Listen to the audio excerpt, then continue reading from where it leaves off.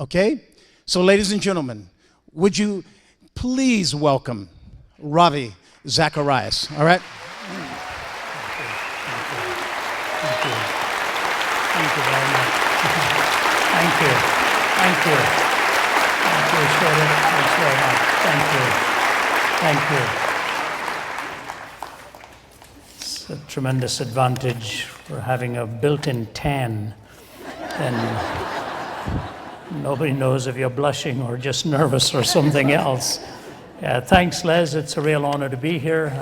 Delight to be in your beautiful city and state.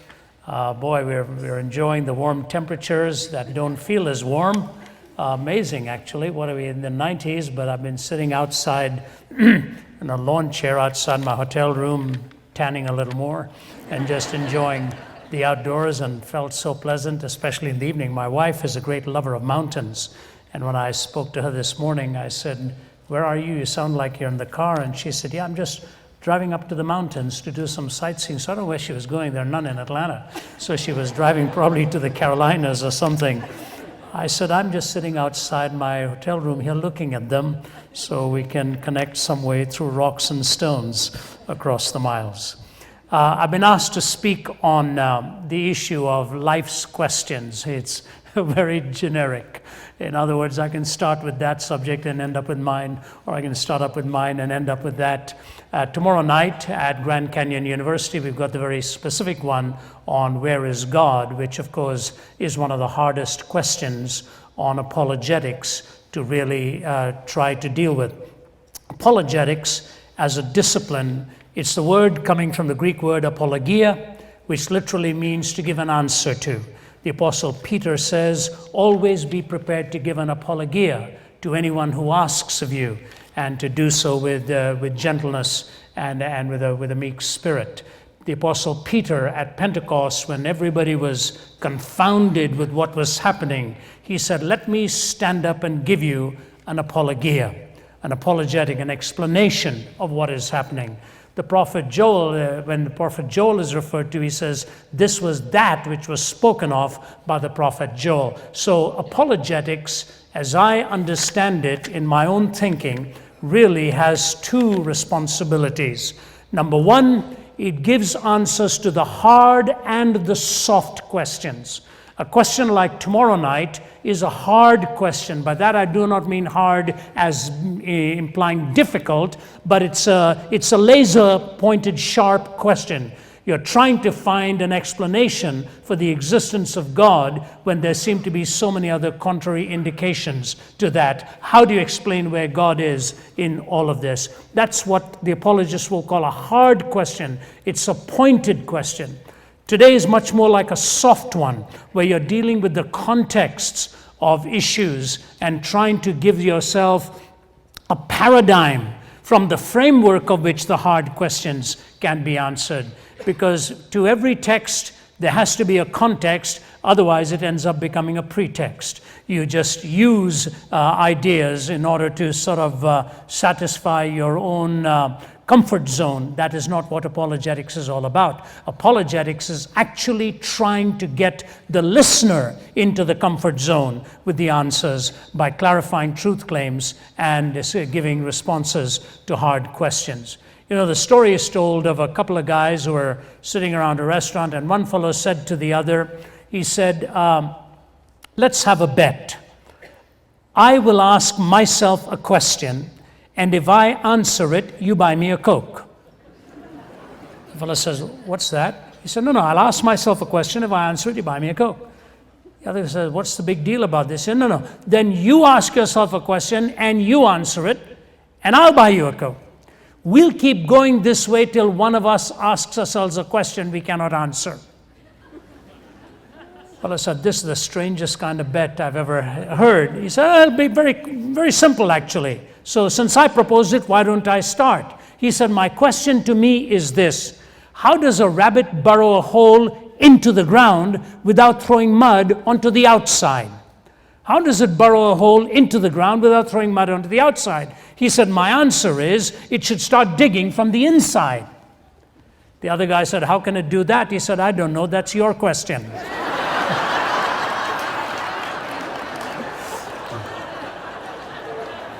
Many years ago, there used to be a prominent commercial on television, and it would come up with, what's the age of the Earth?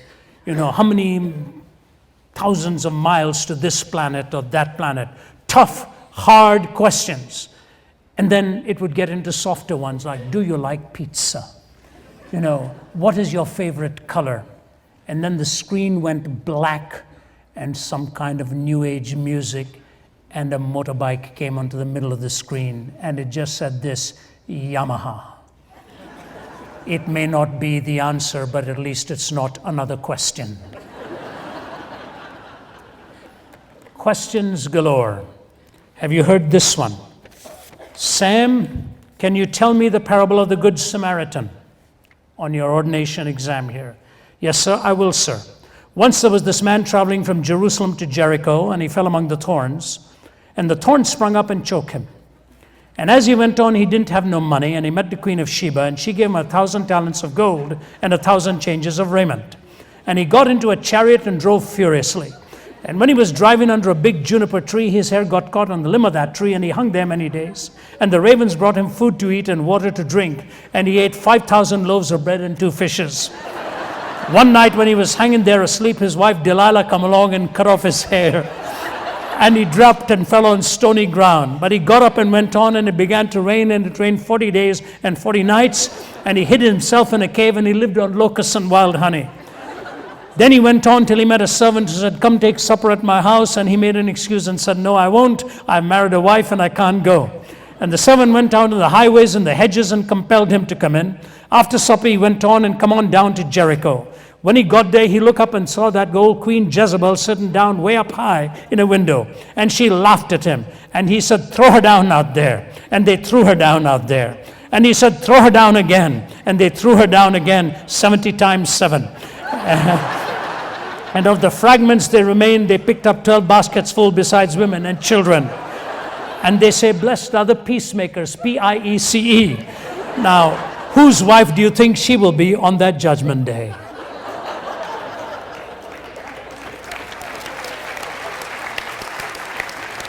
That's brilliant. Great story, wrong context. And you know what? I think the day is going to come when people won't even laugh at that story because they won't know what's so funny about it. They will not know enough of the biblical narrative in order to see the messed up context of what this creative genius has done. What I want to do tonight is give you a context from which the Bible gives us its answers. These are the foundations which keep the infrastructure of the biblical worldview standing. They are foundational thoughts. It is critical we understand that on these pillars the ideational strength of what the biblical worldview is all about. Some years ago, I was speaking at Ohio State University, and my host was driving me past a building.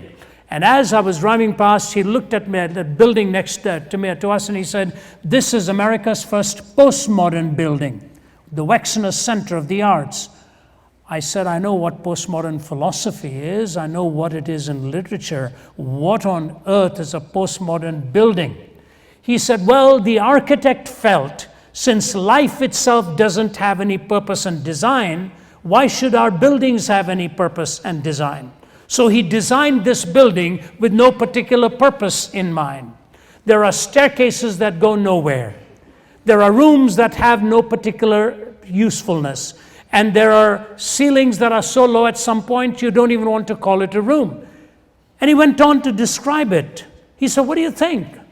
I said, did he do the same thing with the foundation as well? You know, you can't mess with the foundation. City Hall knows at least that much. You can't mess with the foundation of a building, no matter how artistic your propensities actually are. And when you're establishing a worldview, no matter how you make your decisions on the moment as they come up before you, there is a substructure under which those decisions actually are made. you make them having committed yourself to greater ideas that you've already committed your conscience to. That then provides the context for you to make your decisions when options come up along your way. You don't just suddenly say, should I cheat on my taxes or not? You have already established whether you are going to be pragmatic in what you do or whether you're going to have a value structure that will address and inform all of your decisions. When Robert Shapiro, after the O.J. Simpson trial and some time had gone by, Larry King had him on. He was the head of the legal team. And he looked at Robert Shapiro, who was a friend of his, and he said, Bob, what do you think happened that night? What is the truth about what happened that night then, when these two people were murdered? He said, Bob, I don't deal with the truth. He said, I am an attorney challenged with the task of defending my client. And he said, but what do you think actually happened then? He said, don't you understand, Larry? I make professional judgments. I do not make moral judgments. Did it occur to Mr. Shapiro that in choosing to be professional rather than moral, he had already made a moral judgment? The backdrop was already made, that the pragmatism of the moment was going to dictate how he operated with the evidence or the lack of it. Morality and truth, incidentally, had nothing to do with his job. Fearsome, isn't it? That's why one philosopher of ethics said, ours is an age where ethics has become obsolete. It is superseded by science, deleted by psychology, and dismissed as emotive by philosophy. It is drowned in compassion, evaporates into aesthetics, and retreats before relativism. The usual moral distinctions between good and bad are simply drowned in a maudlin emotion in which we feel more sympathy for the murderer than the murdered, for the adulterer than for the betrayed, and in which we have actually begun to believe that the real guilty party is the one who is the victim and not the perpetrator of the crime. The real guilty party, the one who somehow caused it all, is the victim and not the perpetrator of the crime.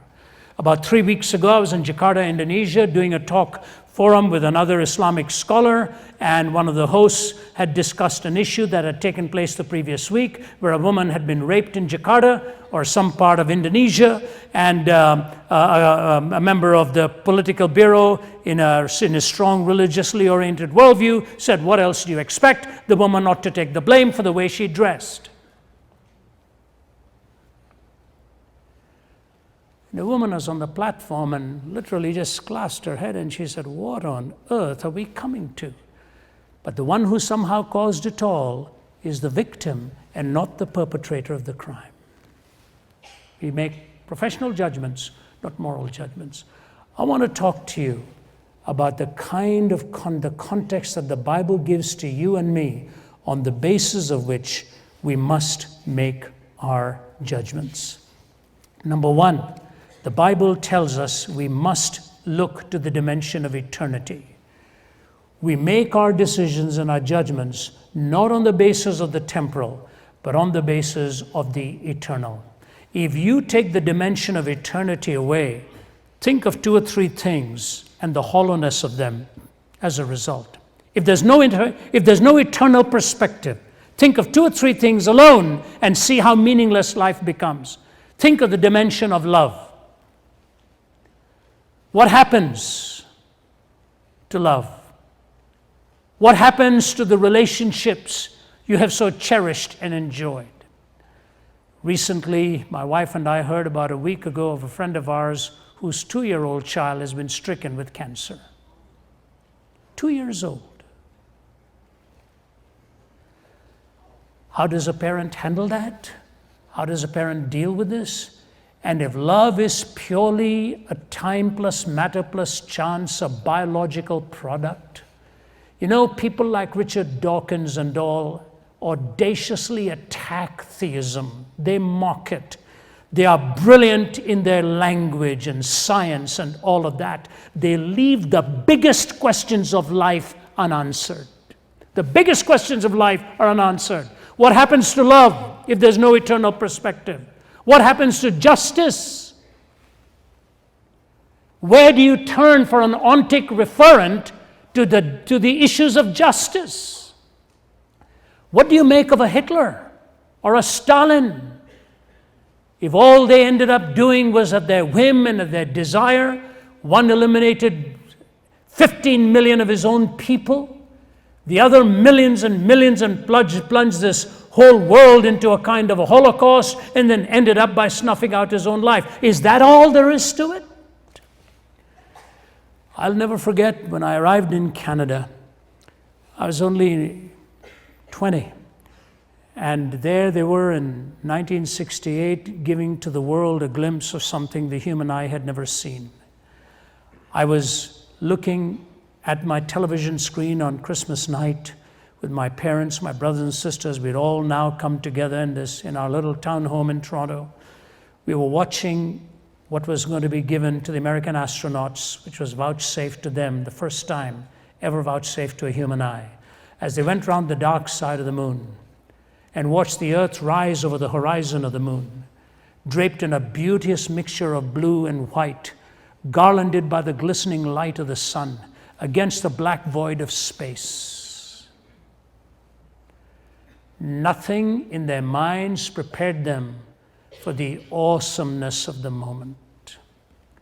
And the astronaut, with no rehearsal in mind, no poet in mind, no lyricist in mind, no philosopher in mind, the only words that sprung out of the depths of his soul were the beginning words of the Bible: in the beginning, God. In the beginning, God. No science textbook or primordial slime could explain that for the moment. It was only the vastness and the intelligibility of a great designer. In the beginning, God. The whole dimension of eternity is wrapped up in that first uncaused, uncreated, absolute being who is above time, for whom there is no beginning or no end. Think of how you and I also relate to this question of time. We react to things that are common as if they are surprises. I'm indebted to C.S. Lewis for this idea. Lewis, for example, makes the comment. We look at a young man and say, "My, how he's grown." Or, "My, how time flies." My son Nathan, who's bigger than I am now, when he was about 12 or 13, he said, "Dad, everywhere you take me, I'm getting tired of people saying to me, 'My, how he's grown.'" He said, "Don't you think they ought to be surprised if I didn't?" Ought not they say, "My, what's the matter with the boy? He's not growing." My, how he's grown. My, how time flies. Here I am now, we are all at the tail end of 2011. When I was a little kid, I used to wait for Christmas, for summer holidays all the time, because I hated school and I loved the vacation. And it was a cumbersome, monotonous, boring 9 months till the summer vacation would arrive. Now I find at this stage in life, those days come quicker and quicker and quicker. And if you look at my itinerary 1 year ahead at a time, where we are planning our flights 3 to 4 months ahead at a time, you just watch time whiz by. And it's almost folly to say, "My, how time flies." My, how he's grown. My, how time flies. Lewis says this: it would be as ridiculous as a fish constantly expressing its surprise at the wetness of water. Unless, of course, he says, it was intended one day to live on dry land.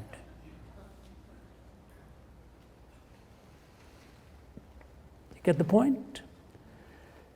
Be as ridiculous as a fish being surprised at the wetness of water, unless, of course, it were intended one day to live on dry land. May I suggest to you, it's this haunting reality of eternity that peers out of your eyes when you see the enormity and intelligibility of this universe, or when you recognize the surprising speed at which time actually goes. And then you say to yourself, maybe I'm really designed for eternity. That's why the surprising movement of time catches me off guard, always. It is also Lewis in his book on heaven, he says this, in speaking of this desire for our own far-off country, which we find in ourselves even now. I feel a certain shyness in me. I'm always committing an indecency. I'm trying to rip open the inconsolable secret in every one of you, the secret which hurts so much that you take your revenge on it by calling it names like nostalgia and romanticism and adolescence, the secret also which pierces with such sweetness that in very intimate conversation the mention of heaven becomes imminent. We grow awkward and affect to laugh at ourselves, the secret we cannot hide but we cannot tell, though we desire to do both. We cannot tell it because it is a desire for something that has never actually happened or appeared in our experience. We cannot hide it because our experience is constantly suggesting it, and we betray ourselves like lovers at the mention of the name heaven.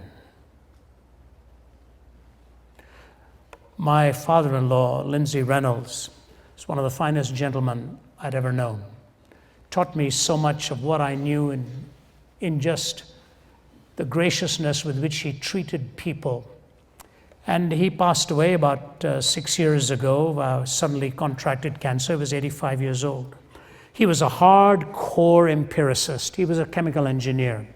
If you said anything to him, he always wanted proof for it, always. But he was a dedicated Christian. But now when he was stricken with cancer, his faith was for the first time really put to the test. He was a World War II veteran, gone through a lot in the Royal Canadian Air Force and so on. And when he was given that news, he began to struggle and struggle and struggle.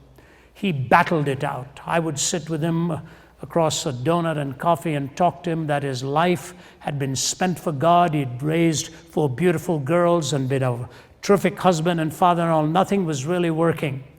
And he asked just to pray that somehow he would have a few extended days so he could get his house in order. The man was so meticulously organized anyway. If he saw my desk, he'd have kittens over the whole thing. But he was quite so thoroughly organized, and yet he was worried he wasn't.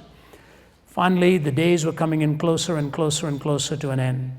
I was away from Toronto at that time. My wife had flown in there with her sisters, and they were standing around the bed.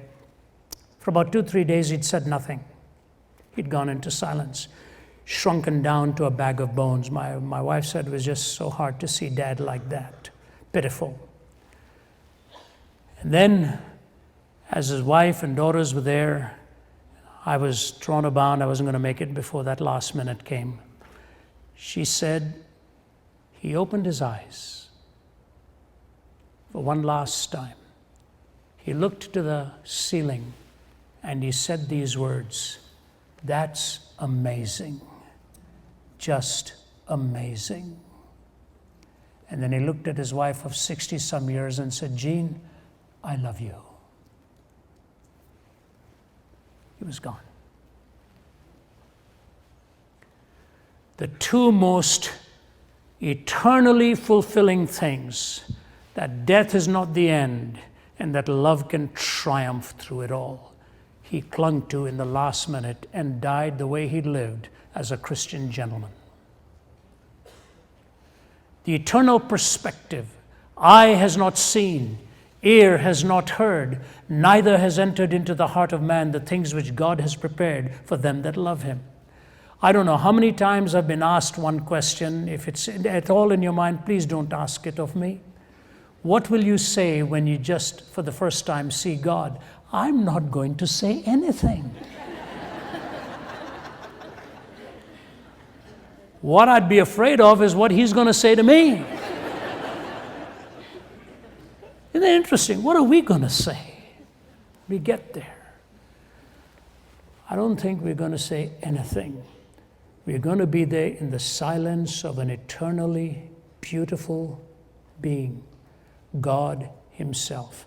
And that's why the hymn writers talk about it. But purer and higher and greater will be our wonder, our transport when Jesus we see. Eternity. When you've defined eternity, you have then learned to define existence.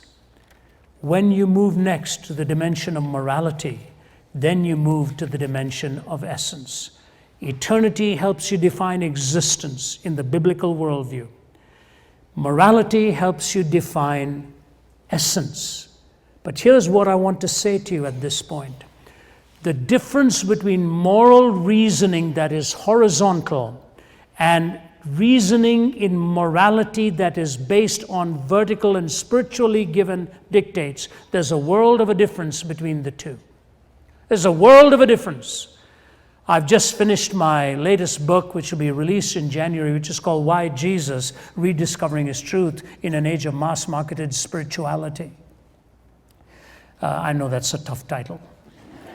I had suggested a simpler one. I'd called it From Oprah to Chopra, but the publishers didn't go for it.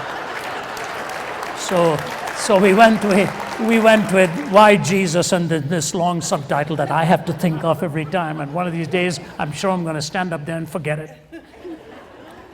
But you know, I combed the hinterland from Greek philosophy to pantheistic philosophy to Buddhist worldviews to Zen worldviews. And you examine all of these and bring it into the modern, postmodern mindset. And you take the vehicle of mass communication and see what these spiritualist thinkers have to say. The new word now is, I'm spiritually minded.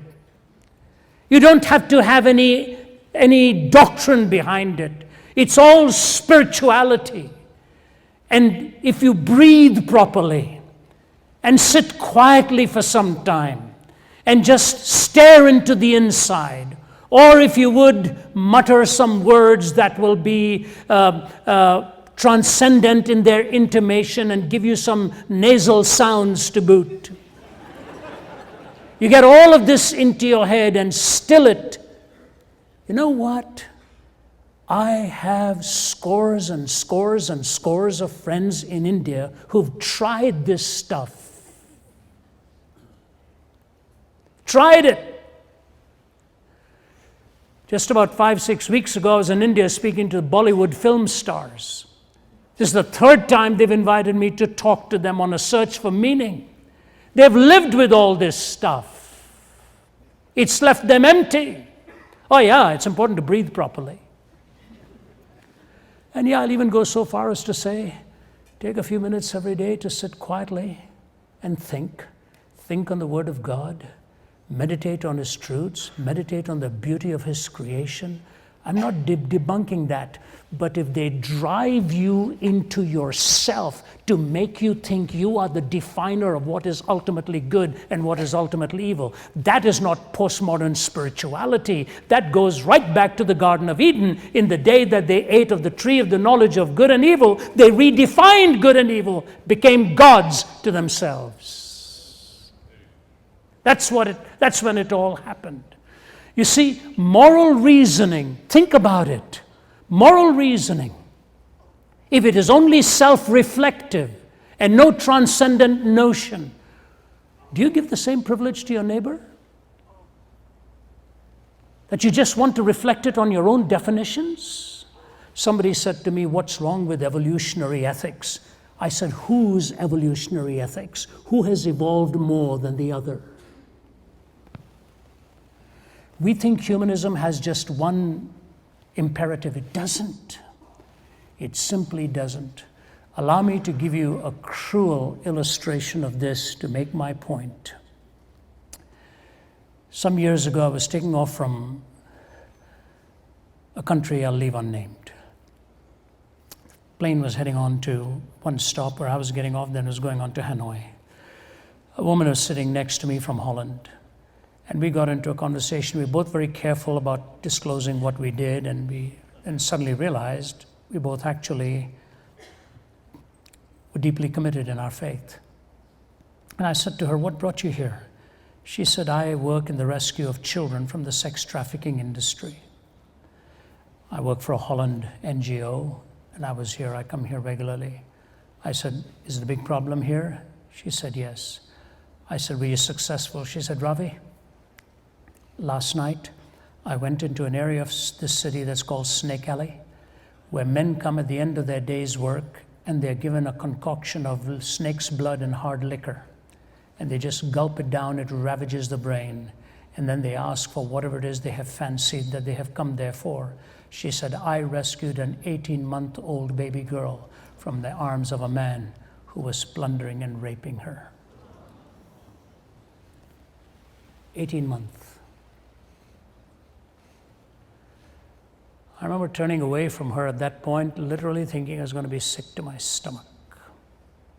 She was all teared up. Now, you know, a man's brain may be ravaged and ask for something that strikes you not just of lunacy, but of ultimate cruelty. What about the men and women who are peddling that stuff? What about the government officials that allow such a business to thrive? And I remember saying to a young student once who denied there were moral absolutes at Oxford, when I gave him this illustration, I said, what do you think? I gave him two illustrations, this and another.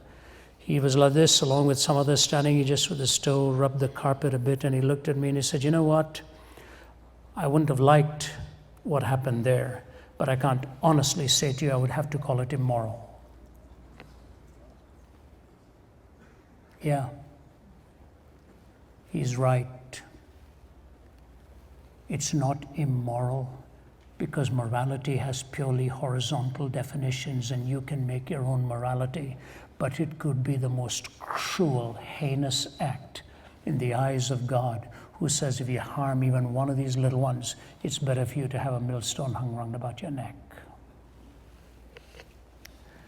See, morality sounds good, but there's no point of reference because there's no absolute to refer to.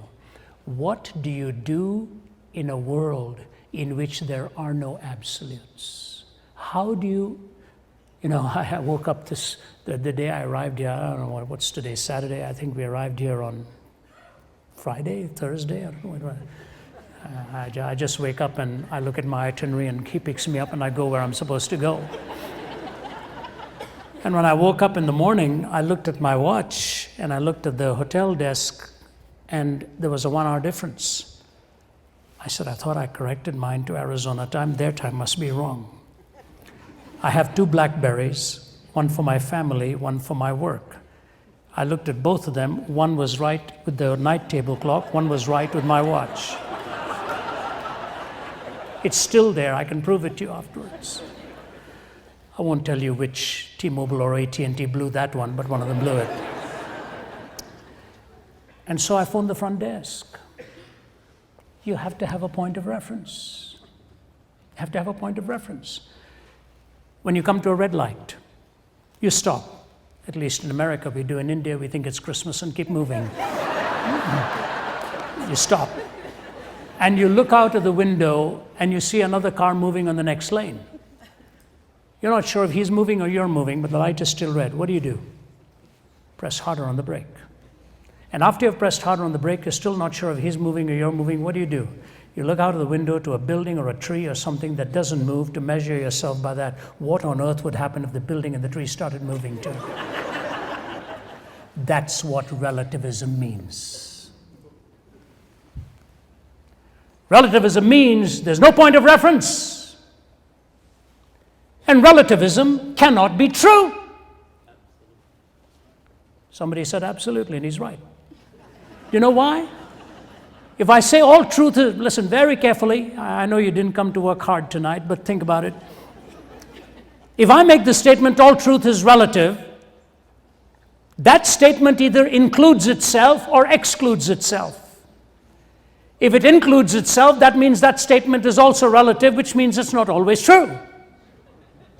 If it excludes itself, then it's positing an absolute while denying that absolutes actually exist. So when you say all truth is relative, you either include it or exclude it, and either way, you've decimated it. It's a self-defeating proposition. Classic case why relativism cannot be true. The absoluteness of God's moral law is based on one word. You know what that word is? sacred, holy. Your life is sacred. Your relationships are sacred. Your time is sacred. Your property is sacred. Your word is sacred. Your family is sacred, and so is your neighbors. You desacralize life, you end up with the mess that America is in now. We do not know how to define when life actually becomes life. We do not know what marriage means. We do not know what sexuality means, but we call this postmodern, as if we've arrived. We cannot define the most basic things of life because we do not know how to define morality. Eternity, you define existence. Morality, you define essence. Thirdly and quickly, accountability. What does accountability mean? Accountability actually means you are accountable beyond any human eye. You are accountable beyond any human eye. That is the most scary thing in life.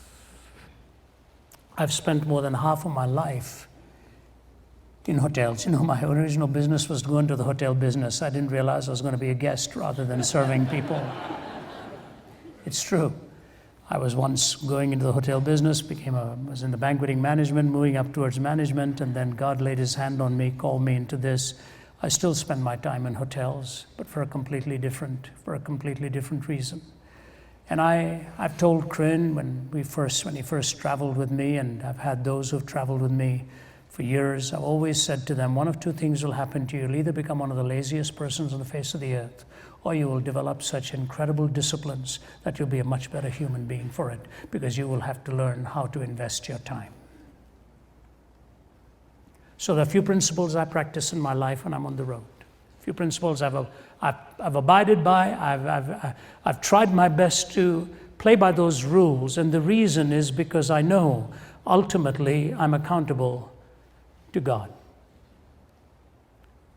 The doctrine of omniscience, that he observes all things, is one of the most fearsome doctrines to take to heart. But accountability is something we don't find anymore today. Look at all, there's some parts of the world where I go, when I ask them for a receipt, they will tell me, well, if I give you a receipt, then I'll have to charge you the tax as well.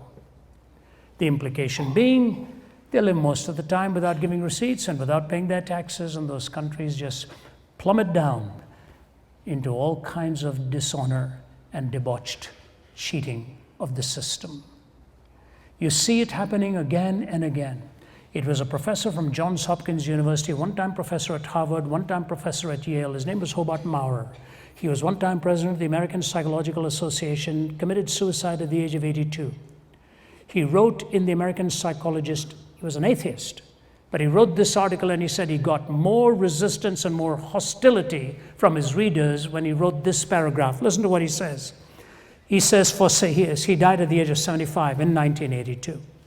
He says this, for several decades we psychologists have looked upon the whole matter of sin and moral accountability as a great incubus, and we've acclaimed our liberation from sin as epoch-making. Do you hear what he said? When we liberated ourselves from the notion of sin, we considered it epoch-making. We've arrived. Exactly the notion that people like Dawkins and all now celebrate. But listen to what this psychologist who was an atheist said. But at length I have discovered that to be free in this sense is to also have the excuse of being sick rather than being sinful. And it is now courting the danger of becoming lost. This danger is, I believe, betokened by the widespread interest in existentialism, which we are presently witnessing. In becoming amoral, ethically neutral, and free, we have cut the very roots of our being, lost our deepest sense of selfhood and identity, and with neurotics themselves now find ourselves asking, who am I? What is my deepest destiny? What does living really mean? And then he quotes the Anna Russell folk song, psychiatric folk song. At 3, I had a feeling of ambivalence toward my brothers, and so it follows naturally I poisoned all my lovers. But now I'm happy I have learned the lesson this has taught, that everything I do that's wrong is someone else's fault.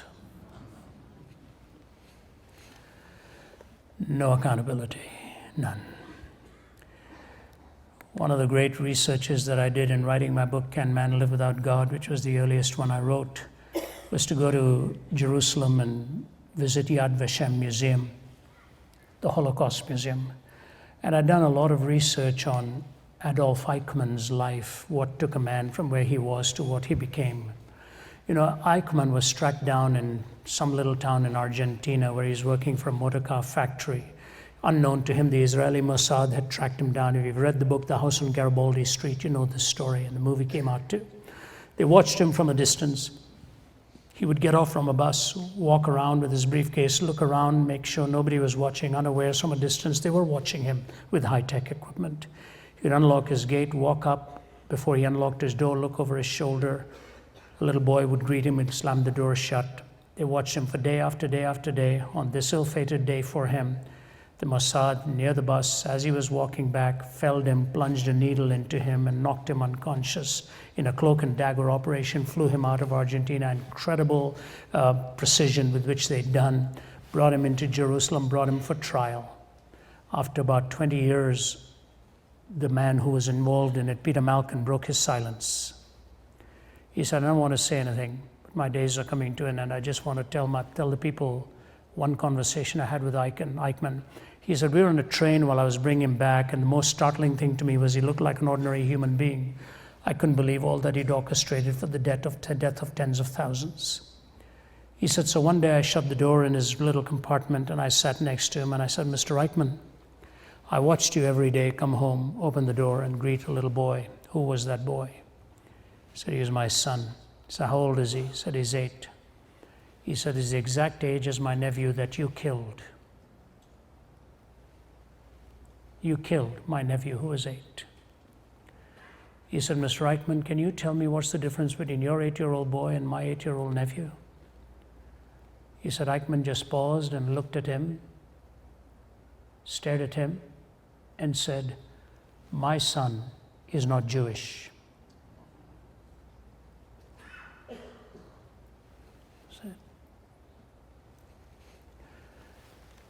Malkin said he walked out of there and he sobbed uncontrollably. He had nothing left to say to a man who had no sense of accountability to God of any sort. And Hannah Arendt ends her book on Eichmann by saying it was the ultimate trivialization of evil. The ultimate trivialization of evil. Eternity, redefining existence. Morality, essence, accountability, conscience, and lastly, the dimension of charity, beneficence, the dimension of charity, the supremacy of love. It is this beautiful thing that the Bible tells us about God, that God so loved the world. God so loved the world. The entire notion of the Son of Man coming to seek and save that which was lost is a God driven by love, agape, placing value on you and on me. Do you know, if you have no value, neither do your questions? Why do we even value our questions? Because we assume that our life has some essential worth and therefore valuable. And as I look at these 4 dimensions of eternity, morality, accountability, charity, existence, essence, conscience, beneficence, those are the parameters within which I make my choices. Will it have eternity's blessing and eternal values? Is it more than just a horizontal definition of my moral reasoning? Is it based on the absolute unchanging person of God? Am I accountable for what I am doing here? Can I garb this with the genuineness of love and tell the person, even though I disagree with you, I can honestly say to you, I love you. You know, think of it this way. I'll close with this, that language can be very mystifying, very mystifying. We use words so loosely. Sometimes we use a word in the first sentence and then in the fourth sentence, and nobody says, does he mean something different, the fourth sentence to the first? No, we call that a univocal usage of language. If I say to you, God loves you, and then I say to you, I love you, you pretty much take that epithet love and put it into the context of what it is I'm saying to you. You don't start poring over your mind and saying, was there any difference in the word there? No, you take it and keep moving on in your thought. But then there are some times where the same word does not do justice because the context brings something deeper. If you ask me, Ravi, are you a good tennis player? And I have the audacity to say to you, yes. And then you happen to be sitting next to a man in a plane and you say, what's your name? And you say, well, my name is Roger Federer. And you say, what's your name? He says, Roger Federer. He said, what do you do for a living? He said, I'm a tennis player. And you say to him, are you a good tennis player? And he says, yeah, I'm good. The biggest blunder you'll make is to say, you ought to meet a friend of mine, Ravi Zacharias. You both ought to get together and play. I can't even see what he hits, leave alone chase it back. Same word, different context. That's what you call an equivocation. Univocal, same meaning. Equivocal, same word, different meaning. How then do we talk about God? What's the point talking equivocally? If we don't know what it means, what's the point talking univocally when we know it doesn't mean the same thing for an infinite being and a finite being? So we borrow a third usage, which we call analogical. By analogy, we take that which can be legitimately inferred from one usage onto the other usage. And so when I say to you, I love you, and then I say, God loves you too, please understand the difference. When I love you and you refuse to love me, I hurt because I have lost something. When I say to you, God loves you, and you refuse to love God, God hurts too. God hurts not because he has lost something. God hurts because you have lost something.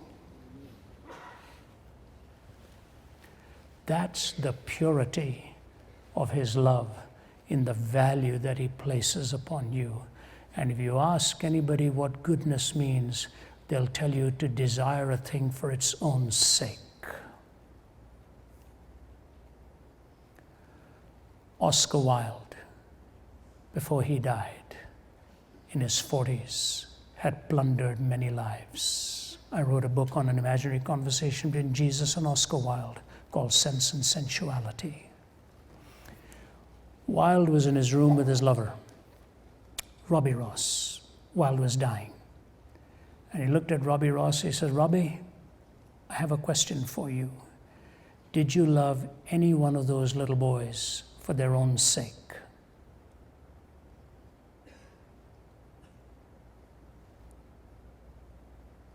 For a hedonist to start wondering what goodness means? He said, did you ever love one of those boys for their own sake, Robbie? And he says, no. He says, you know what, Robbie? Neither did I. Bring me a minister. Only Christ is big enough now to heal this heart of mine. Eternity has a way of reaching down to the final moments of life. Morality and accountability will meet you there as well. And ultimately, what you will need desperately is the understanding of charity, God's love for you, and your return of love for him. And in this world of so many worldviews, I say to people I disagree with, I will disagree with you, but I will never be disagreeable with you. Because if love is lost, then God is lost, and I don't want to lose God in our conversation. That's the way the Christian worldview functions. We stand beside people with whom we do not agree, but we learn to live and let live and celebrate the possibility of truth in the marketplace of ideas, because ultimately God alone is the truth and he is the ultimate judge. This is the paradigm on which you base life's choices. Eternity, morality, accountability, and charity. Those are the foundations that God has given to you and me. And my time is gone. I don't know when it went, but it's gone. Time flies. God bless you. Thank you.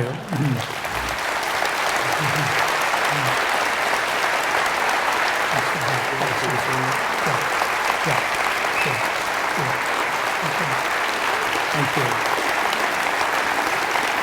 very much. Thank you. God bless. Thank you. I appreciate it. Thank you. You're very kind. Thanks so much. In the early days when I started, whenever people stood up, I knew it was because they were leaving. And it's nice now to have a little bit of difference on that. Thanks so much. Well, we've got about 30 minutes for questions, and we've got a couple of microphones. And what I would plead with you, if you're asking a question, please keep the question brief and keep it to one. Last week we were at a place I shall leave unnamed, and the opening fellow said, I have 3 questions for you, and the lineup was so long. And of course, to be charitable, I tried to answer all 3, but I wished you'd only asked 1. So better to be forewarned than to be quoted in my next meeting. All right.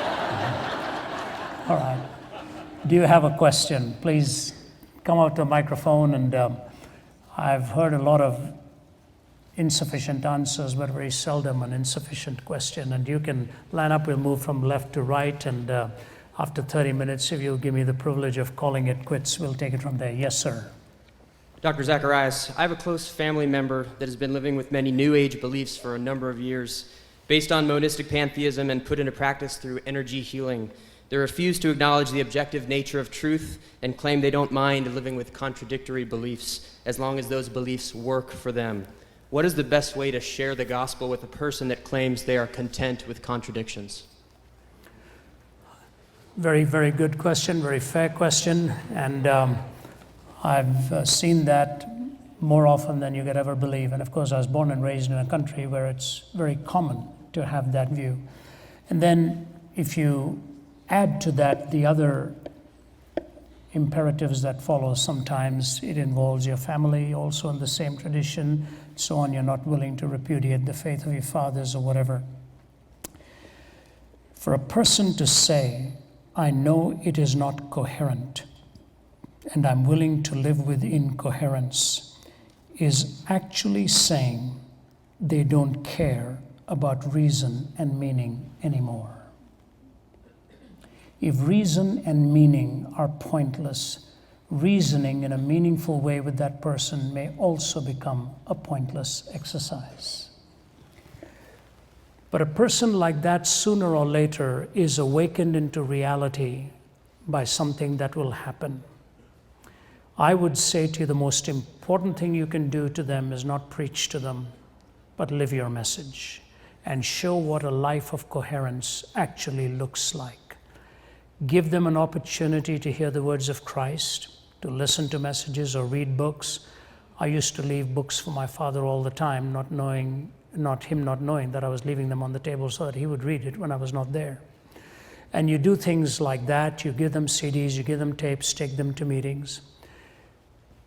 There was a great movie in which Kevin Kline played the lead role, and it's called The Emperor's Club. It's a story of students in a Shakespearean school where one guy gets in by his father's power as a senator. He is not qualified to get in. You have to be highly qualified to get in, but he gets in, and he cheats his way through class every time. And on the last day in the final exam, they've got about 4 students on the platform where they're going to be put to an oral test of Shakespearean knowledge. And he's made it to the final 4. And the teacher knows he's cheated all along, but he doesn't know how to pin it on him.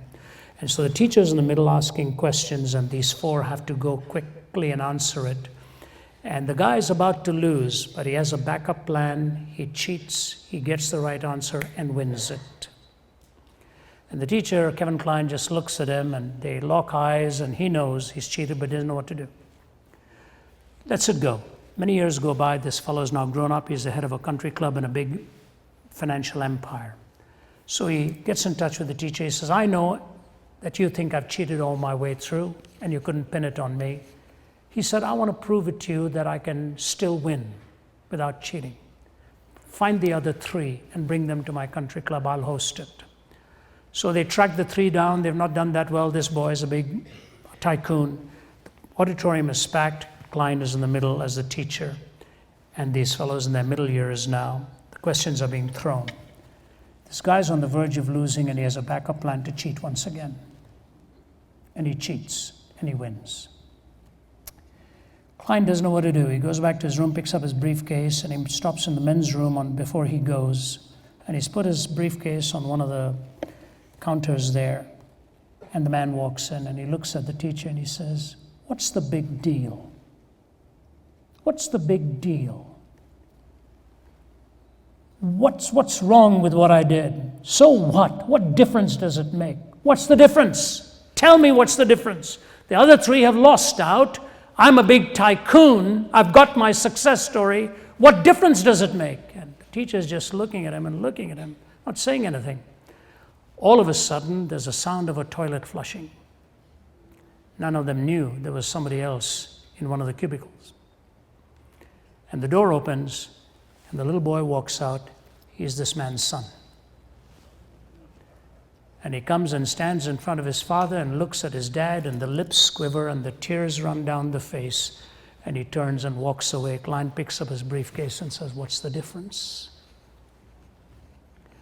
Sooner or later, incoherence will come back to haunt everybody, either in this generation or the next, and they'll find out that incoherence does make a difference.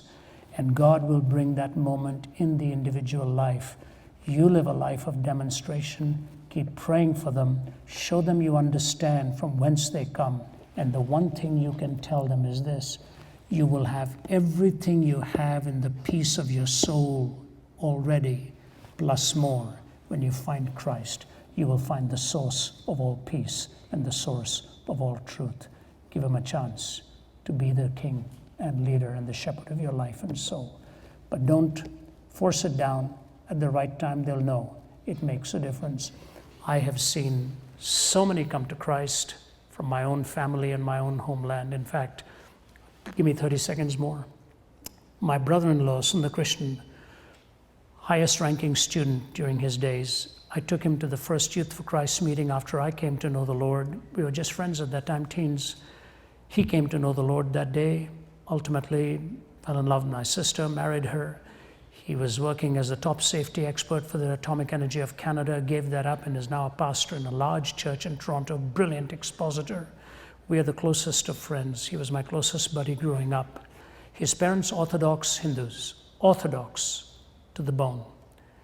On his deathbed, his father, who used to ask questions of me in the silence when we talk in a room, he'd make sure his wife didn't come and hear him asking those questions.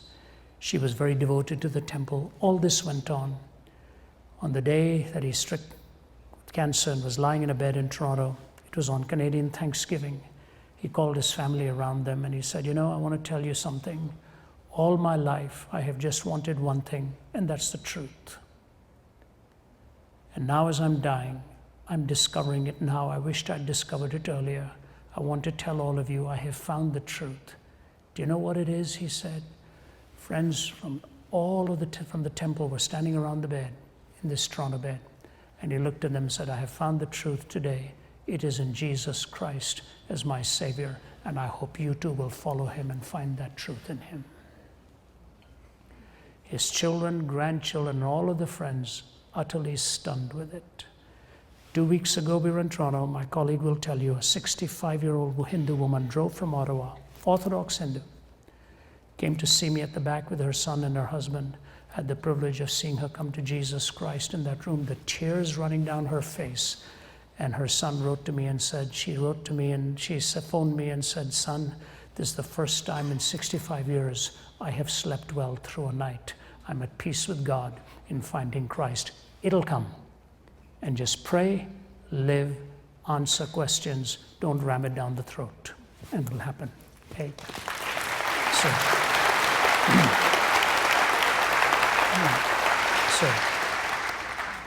Robbie, I asked this question on behalf of my 40-year-old son. He says, "Dad, I was raised in a Christian family, but what if I were raised in another country, or even in this country, under a family of a different religion? Can you tell me that all those millions of people raised in those situations are condemned to hell?" He said, "Dad, I can't believe that. I need help with that answer, Robbie." Very good question again, and let me answer it in two ways. I very seldom answer a question for anybody like that without asking them a few questions first myself. And if I were sitting across the table from your 40-year-old son, I would say to them, I understand it, you know. I was not raised in a Christian home. In fact, I was living as a total anti-theist all of my teenage years. I had no interest. My ancestors were Orthodox Hindu priests of the highest caste of the Hindu priesthood. So I would say to him, if a person is born in a very poor family, would you ask him to try and go and make a living, or would you tell him you were raised poor? I think you should be content to be poor. Just live that way. If a person is born in a home where he's taught to hate, murder, and kill, would you want to change him, or would you tell him, go ahead and hate, murder, and kill? That's what your father taught you to do. Why don't you live that way? That philosophy makes no room for truth. It makes no room for the reformer.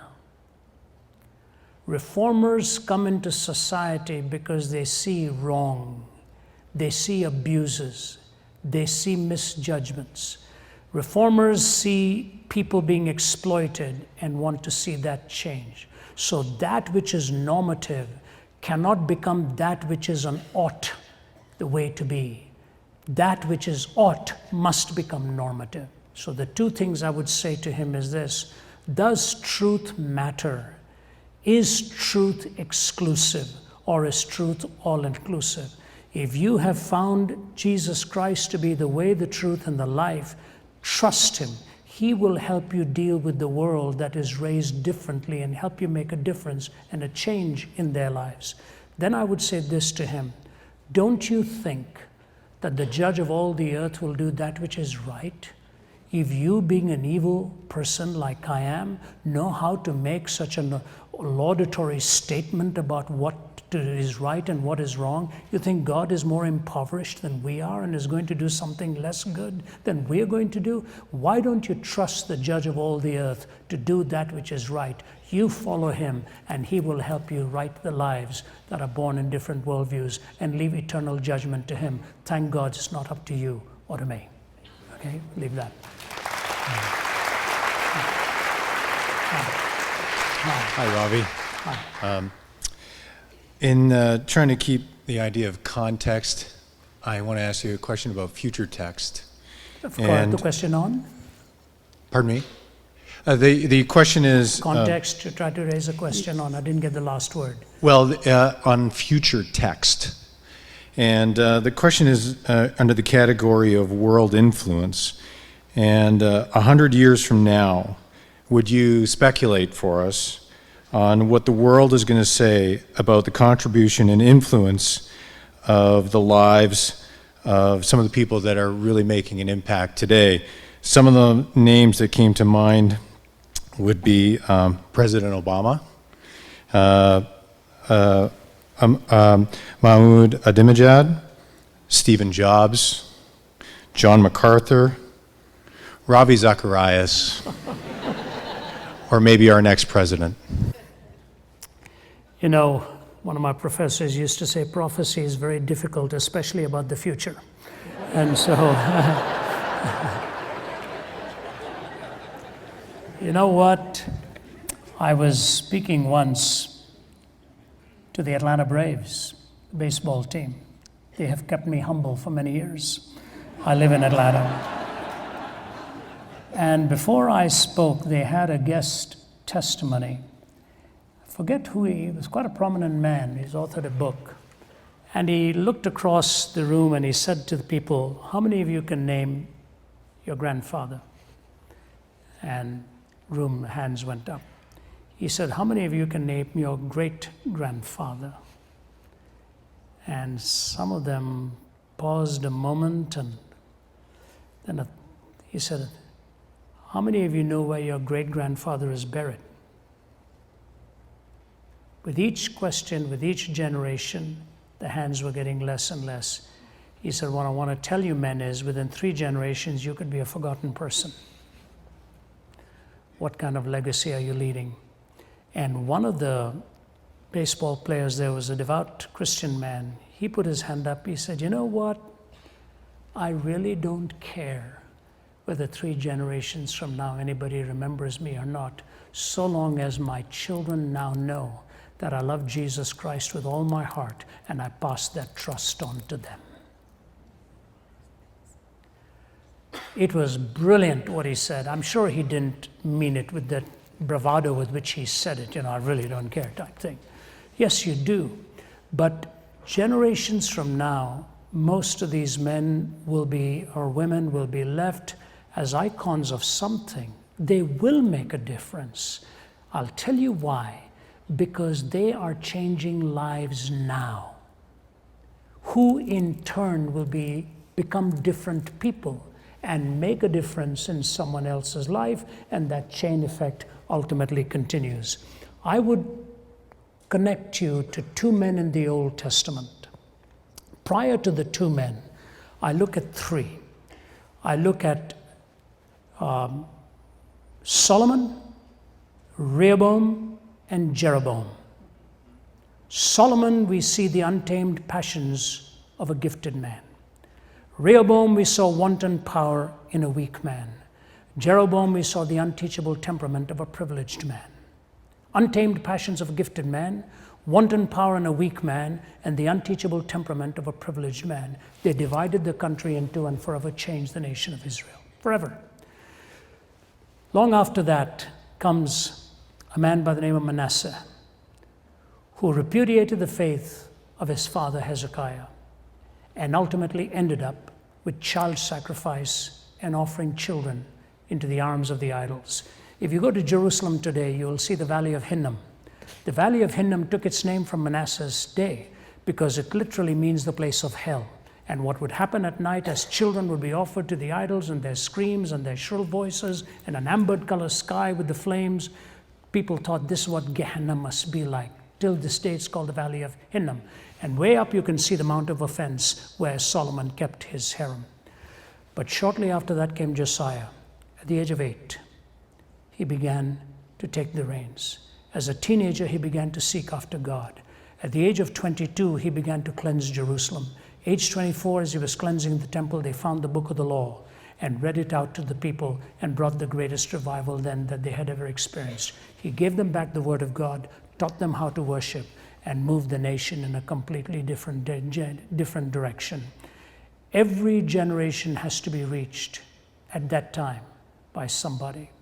And the fact of the matter is, if we don't reach them, somebody else will. And if any one of you is a young man or woman today, take a look at Josiah's life and see how a young man like that changed history. You can as well, as a teen or in your 20s. What legacy we will leave, I don't know. The reason I write, to be honest with you, and not trying to be funny or lighthearted, the reason I write is because I want to leave some thoughts far beyond my 80 years and 10, so that somebody someday may pick up a book and his or her life may be transformed. So live for the values of eternity, that if the world is still around 100 years from now, how you lived and what you did and said would make a difference. Never underestimate the power of an individual, because ultimately it is an individual who changes history. And I believe that's the kind of individual America is waiting for, and I pray it won't be long before that person comes on the scene. Okay? God bless you. Thank you. We'll take just these 3. Yeah. We'll take just these 3 and then we'll call it a quits. No, go ahead. I thought that 3 is a sacred number, but we'll make it 4 here, yeah. Since I had 4 points, so we'll keep it at that. Here we are. All right, I have a question, how can I make sure it's God that's working in my life rather than a decision I made that I think is right? How can I make sure God is working in my life and make sure that the decision that I make is right? It was right, not like a fixation of your imagination. Okay.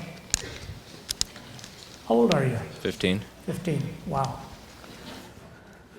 Once upon a time. Yeah. I'm glad you're asking the question at this stage, and I commend you for it. God works through the agency of people.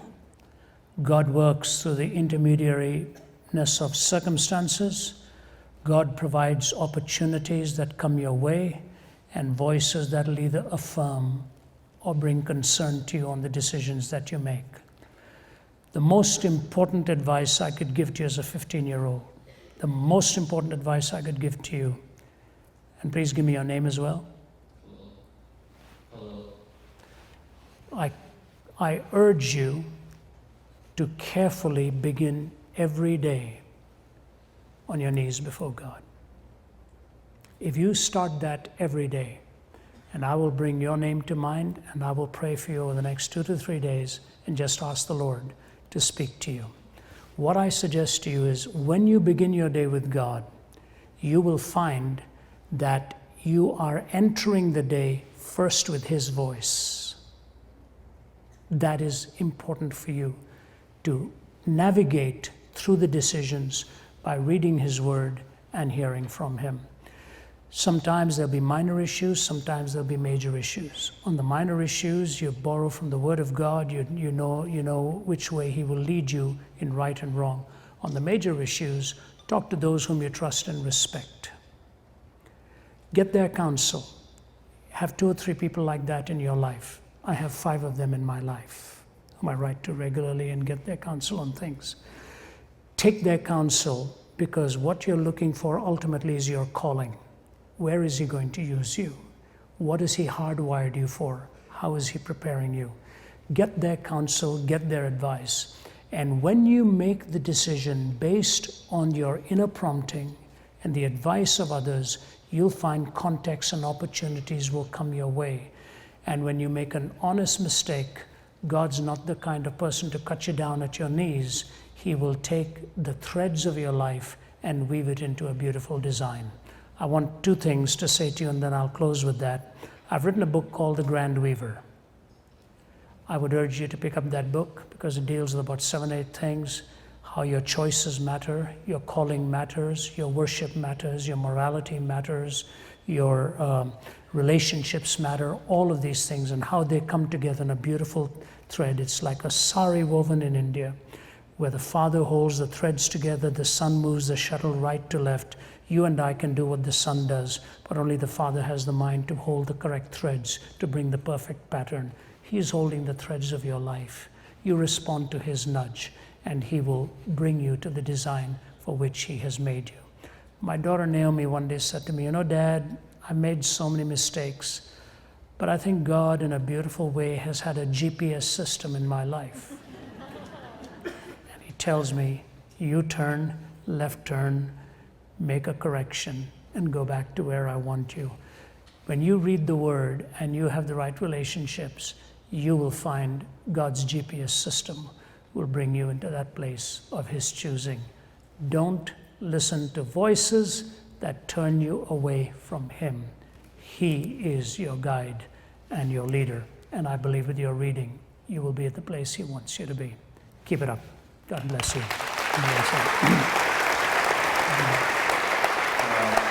My question is simply this. I don't know if it's necessarily simple, but is Mormonism the same as Christianity, and why or why not?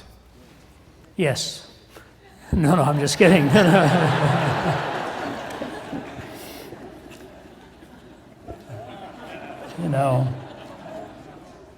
Are you aware that I spoke at the Mormon Tabernacle a few years ago? Did you know that? Okay, yeah. Boy, did I ever take some heat for that.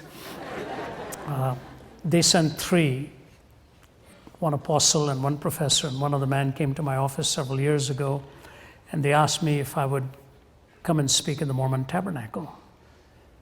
And I was stunned, I go to places where I feel they need the message the most, so I do. They listen earnestly. So I said, why? Why are you asking me? They said, we believe that you'll have a message for us. I said, has any evangelical ever spoken there? They said, 104 years ago, D.L. Moody.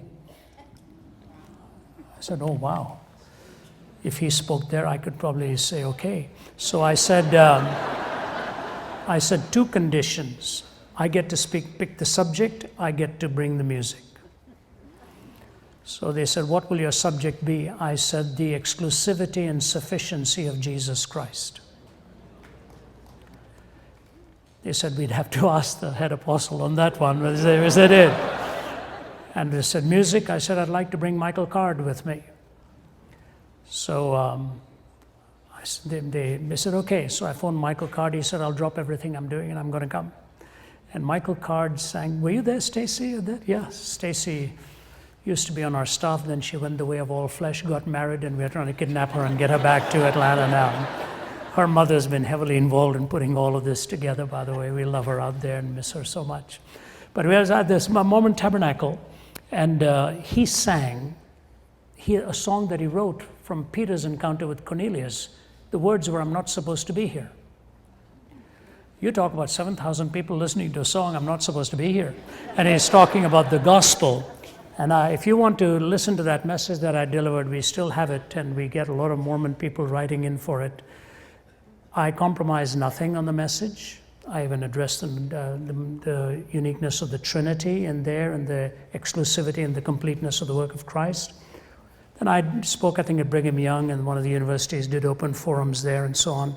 Just about a month ago, the number 3 apostle flew back to Atlanta, and they're talking to me about coming back to the universities and doing open forums. So the first thing I say to you is, I took a lot of heat for that. I took a lot of flack, and some of the radio programs are really going after me. That's all right. At this stage in my life, I have to do what I believe God is calling me to do. If I can take the message to hostile arenas in India and Pakistan and other places, why am I not going to take it to places that disagree with me? I'm not just going to people who agree with me. I go to people who disagree with me even more than that. And it took a lot of flack because Walter Martin's family had asked me to edit, after he passed away, the book, The Kingdom of the Cult. So my name is writ large on the top of that book. And of course, Mormonism is one of the chapters in there. But they knew I would be respectful, but I would not be compromising. But here's what I say to you. Classical historic Mormonism has to answer this question. When the Christian uses the word cult, Christian, not generally speaking, when the Christian uses the word cult, a cult is generally defined as that which claims to be rooted in historic Christianity, but has deviated or abandoned the finished work of Christ or compromised on his person. That's the definition, okay? So in strict Christian terms, yes, Christ was not sufficient. Today, if you talk to an average Mormon around the table, he says, no, I follow Jesus Christ. And then you bring all the other doctrines that I've added on, and some of them get very uncomfortable with what it is, the Adam-God doctrine, the celestial marriage, the doctrine on the covenants, the pearl of great price, and all of these other additions that were brought in there. I think that it is critical we understand that Jesus said we are complete in him. And when you add or detract, you can give yourself whatever name you want, but you're impugning the completed work of Christ on the cross. Okay, so there are other titles that one can give to those faiths, but it is not historic Christianity at that point. Now, I think your question goes deeper, and I want to be very careful, and I may be hit out here badly. Does one vote for a candidate who belongs, say, to a faith other than the Christian faith? Everyone has to vote according to their conscience and what God is prompting them to do, because it's a very privileged role that we are given in this nation. My view of the philosophy of history and politics is this: when you're choosing between leaders, none of whom will give you the groundswell of the Christian faith on which their life is built, which may not guarantee that they may make the best leader either, But if that's not there, you have to go for a person who will help a nation provide the best moral soil on which the freedom to believe and disbelieve can actually function. It is on a moral soil that the freedom to believe actually works best, and truth can ultimately triumph. If you have an immoral soil created, then the truth is evicted, and you're not even given to the opportunity of voicing your ideas in the marketplace and in the public setting and in the arena. The Christian faith ought to have a voice in the marketplace. It ought to have a voice in the academy. It ought to have a voice in politics. It ought to have a voice in business. And any leader that will create the moral soil to make it possible for us to continue to proclaim that, that's the kind of leader we may have to ultimately work, no matter what tag they put on them on the outside. If you're choosing between those for whom the Christ is not supreme in salvation, you have to choose one who will give you the best moral soil in order to allow you to live for Christ and live out your faith. That's the implication of the answer that I have given to you. Okay. Hi. So my question is in regards to kind of keeping with the beat of accountability, and maybe you could shed some light on how the state of our country, or even the world, how much of that has to do with us as a body not standing up, or would it be more of like the adversary or the devil or the prince of the power of the air being able to infiltrate the world? The lack of the church standing firm, or maybe because of that there's more of availability for him to have a stronghold, whether it be in the media or politics? I mean, really, we're living in very, very scary times. You know, somebody said youth is what only the young have, but only the old know how to use. You know, it's a tragic reality. I wouldn't want to be, frankly, halo or no halo, I wouldn't want to be young again. I just don't think I could handle all the rigors and strains of this high-tech culture in which we live. I'm too much of a relational person. I don't like living in front of a screen. I don't like to live with buttons and people whom I don't even know signing up as friends. I'm not sure what all of this means anymore. You know, you can't, that's not for me. And now for some people it's okay. For me it's not so. And then the ability to penetrate into lives through distortions. The whole pornographic industry is devastating homes, devastating young men, destroying young boys, and it's going to reap its toll in marriages. It's a havoc that is being wreaked. So we are living in some very difficult times, but it's here to stay. We can't fight it. It's going to be only getting more and more complicated all the time. It's the prince of the air in many ways, both literally and figuratively.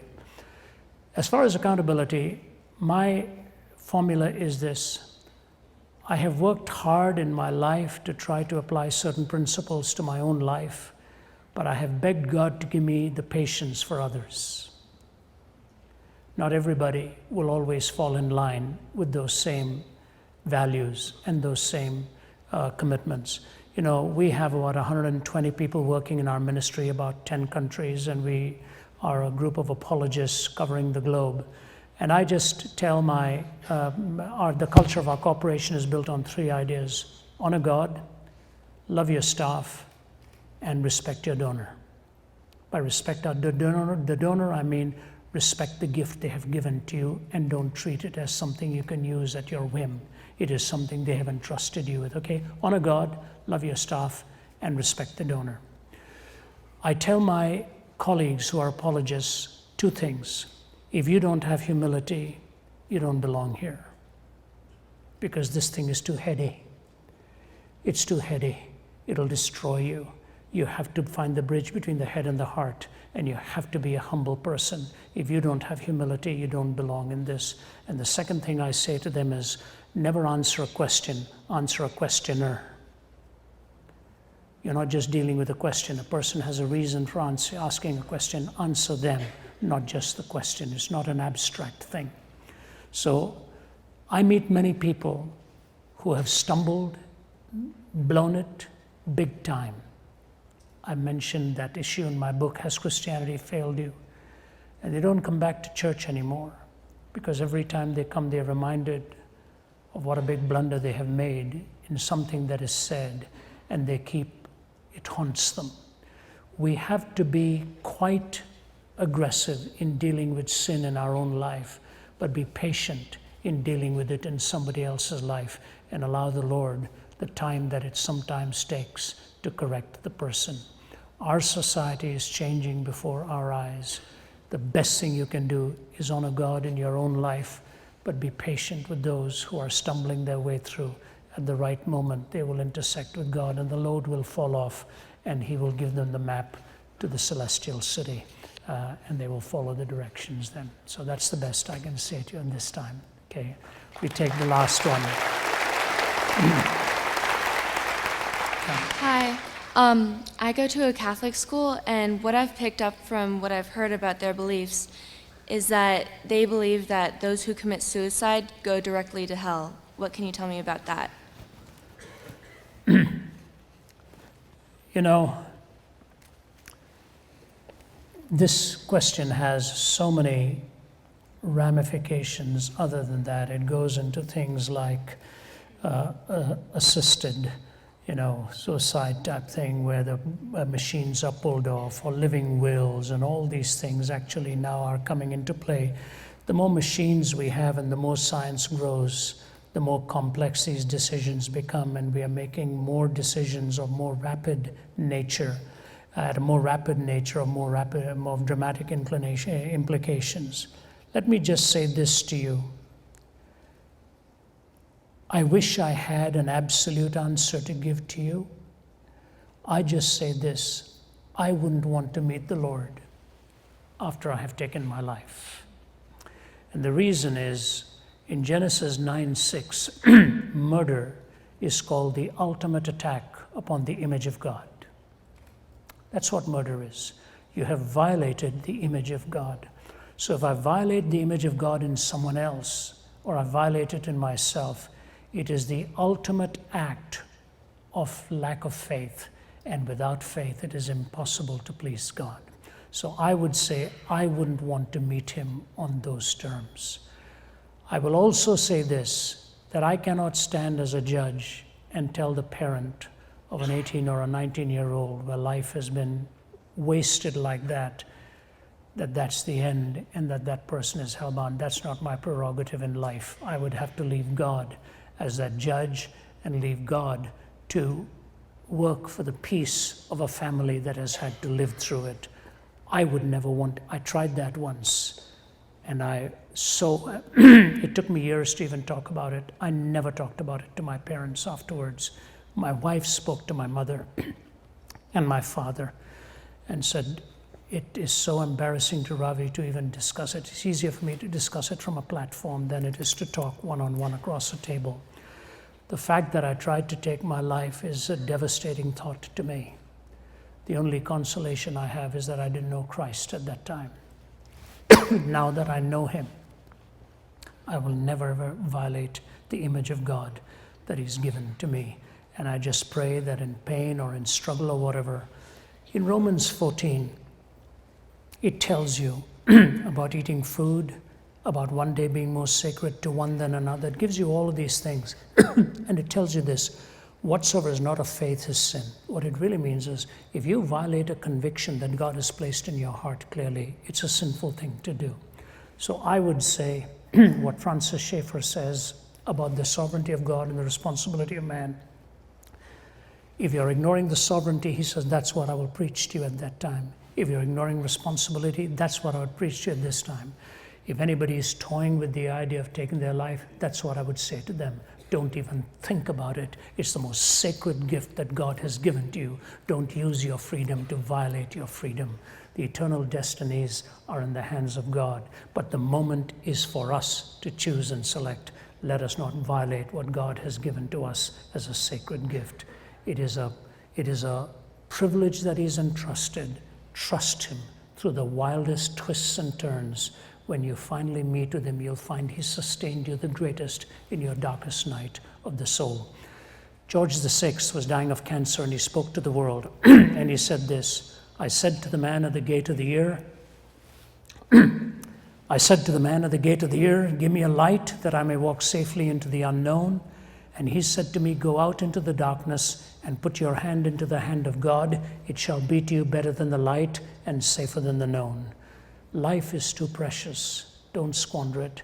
Go out into the darkness, put your hand into the hand of God. It shall be to you better than the light and safer than the known. The greatest triumphs are those who have survived the greatest darkness. In love's service, the wounded soldiers will serve best. So don't think of hurting your life. He will carry you through. That's what I would tell the young person. Eternity is in his hands, and I wouldn't want to risk it on that kind of ambiguity. Okay? God bless you. Let me...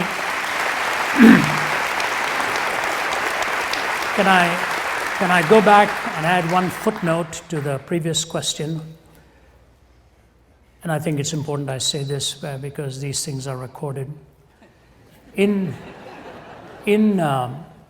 theological terms and Christian terms, what we define a cult is the way I have given it to you. A departure from the historic person and the work of Christ has been deemed cultic if it still lays claim to the historic work but has departed from it. But to use it in a general sense, in a general community, in a general audience, is not a wise way to do it. You use that in a setting of theological debate and dialogue and discussion.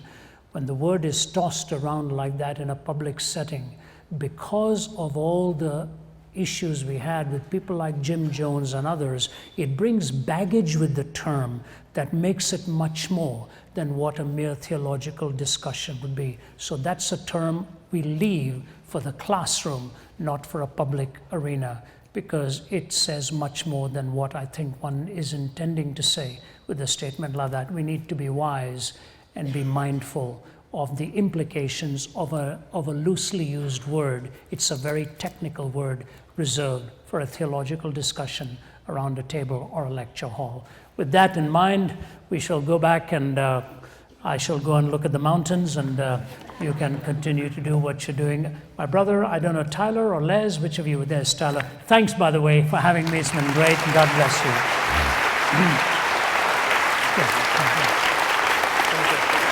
Oh, I'm going to do some signing. Thank you. Thank you. God bless you. Thank you.